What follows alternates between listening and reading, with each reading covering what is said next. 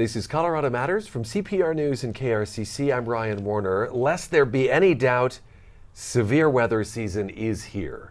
With that destructive tornado in Bennett, folks are on a long path to rebuilding there. And we're going to start our regular climate and weather chat with the first twisters of the season, Lisa Hidalgo, Denver7 meteorologist. Hello again. Hi, nice to be here. 4 tornadoes were confirmed on Colorado's eastern plains this past Sunday afternoon.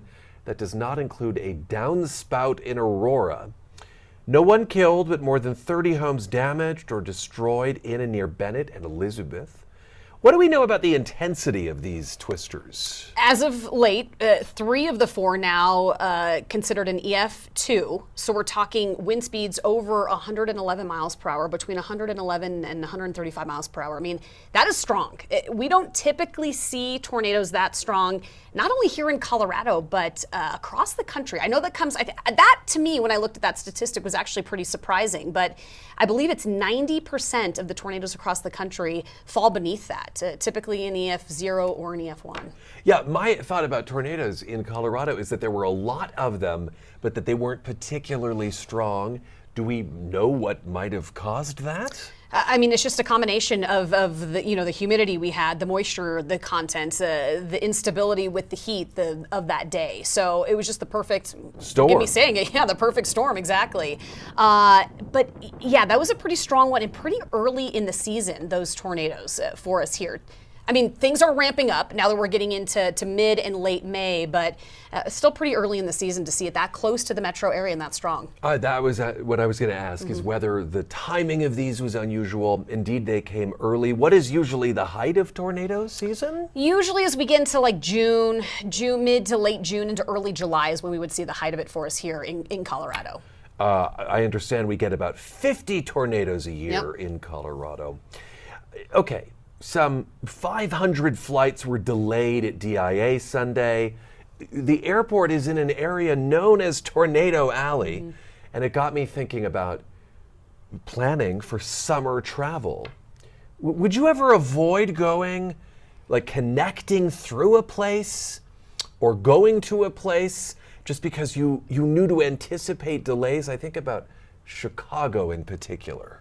I never, during severe weather season, fly past noon. I never book a flight after noon. Just because, I mean, typically if you're going to start to see a ripple effect of severe weather or flights being delayed from leaving from Denver, it's usually after about 12 o'clock. I mean, we see most of our storms on the eastern plains between about 1 and 8 o'clock. So just as a meteorologist, I feel like I have to not travel during those times. Oh yeah, but you have the practice of getting up early for the morning show. So you're at an advantage here. That is true. You know, I just went on a vacation and we left on a 6 a.m. flight, which meant we had to be up at 3:30. My girlfriend was up in arms and she's like, "This is ridiculous. Who wakes up at this time?" I said, I do. So yeah, no problem there. Now, you avoid afternoon flights. Yep.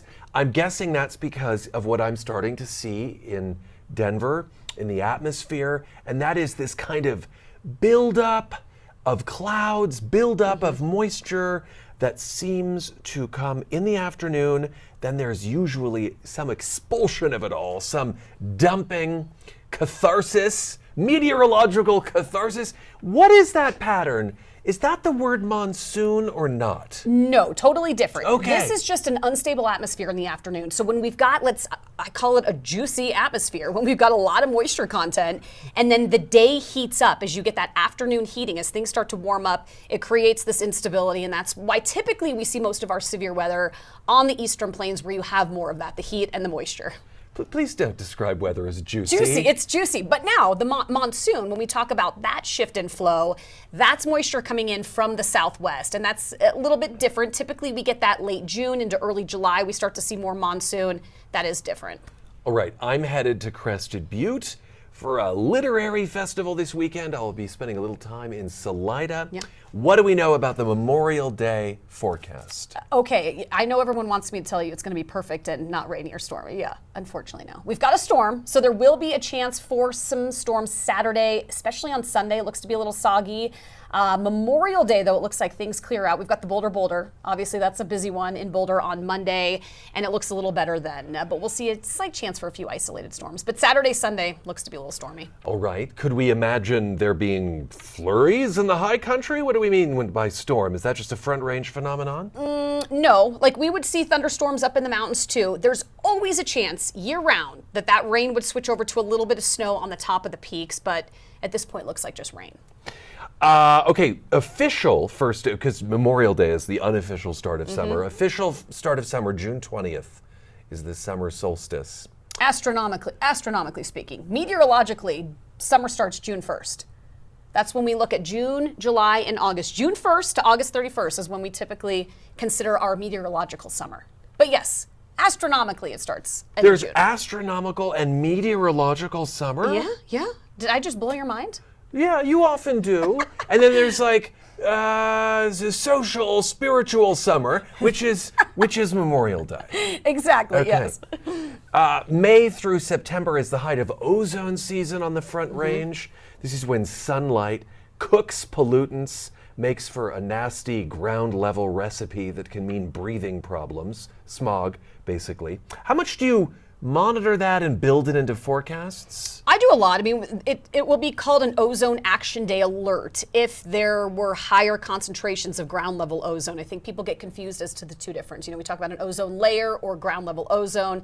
And you're right, that's when we get those really sunny, hot days. And we urge people to, not mow their lawns or try to carpool if they can, because all you're doing is adding all those gases into the air that's making the level even worse for people with COPD or any, lung issues. It can be tough on their bodies. Yeah, and maybe not to gas up at the height of the heat of Correct. the day. Yep, exactly. That's another one. Okay, so fly in the morning, maybe gas up in the morning too.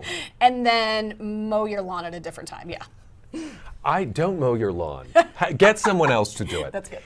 In late April, scientists and volunteers were told by the Trump administration that they didn't need to put together the next climate assessment. So this is work that Congress had mandated to quantify how climate change impacts the U.S. This assessment comes out every 4 years. The next one was due in 28. As someone who researches and reads up on climate science, what goes through your mind when you hear that will be paused?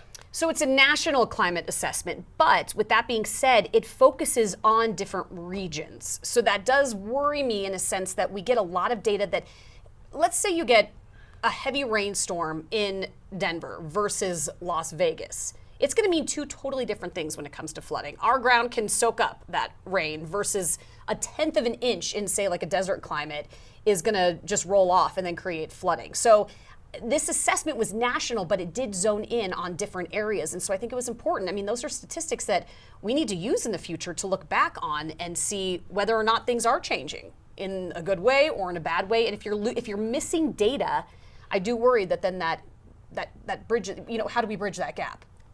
Lisa, thank you so much. Thank you. So good to be here.